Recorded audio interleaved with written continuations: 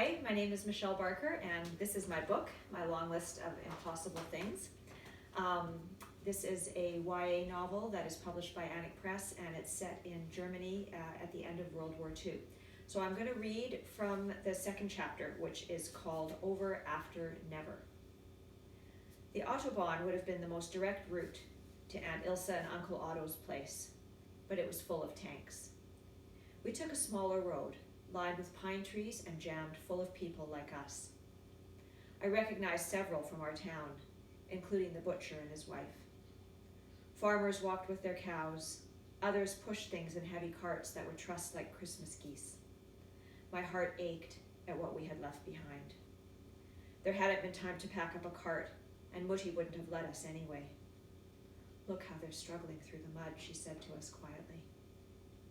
The bucket banged 100 times against my back, 100 steps, or rather, 100 more steps away from home. "The piano will still be there when we're allowed to go back, right?" Hilda and Mutti exchanged a look. "The war is almost over," I added. "Surely we'd go home again." Even the dogs on the road must have thought so, the way they kept looking behind them. "Stop making that face," Hilda said. "Of all the things you could be upset about, it's only a piano." "What do you know about that?" I said. "All you care about is your hair." All at once, the air filled with a sharp scream, and Mutti pulled us behind the trees. "Make yourself invisible." It was another wartime rule. A Tiefflieger came out of nowhere, flying barely higher than the trees and shooting at everything. People on the road scattered, ran, fell.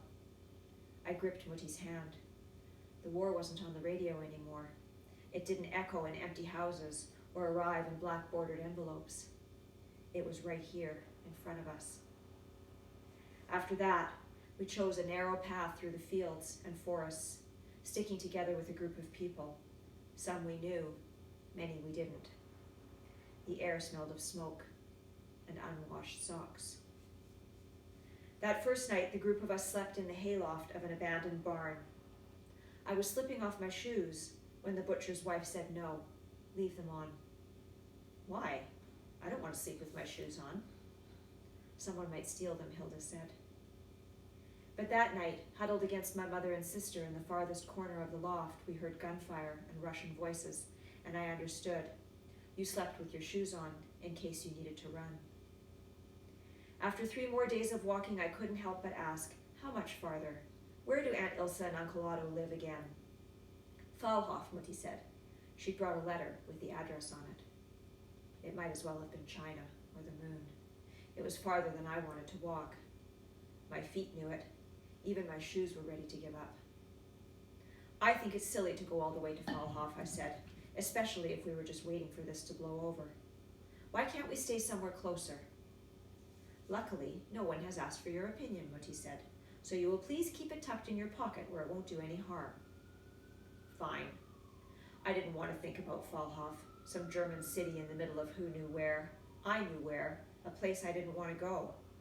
Or Aunt Ilse, who anyway wasn't even our aunt and didn't know we were coming. Guess how happy she'd be to see us. 3 more mouths to feed, and who are you again?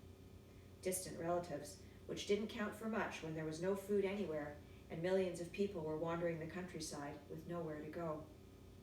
All the Aunt Ilses in the world must have cringed every time there was a knock at their door.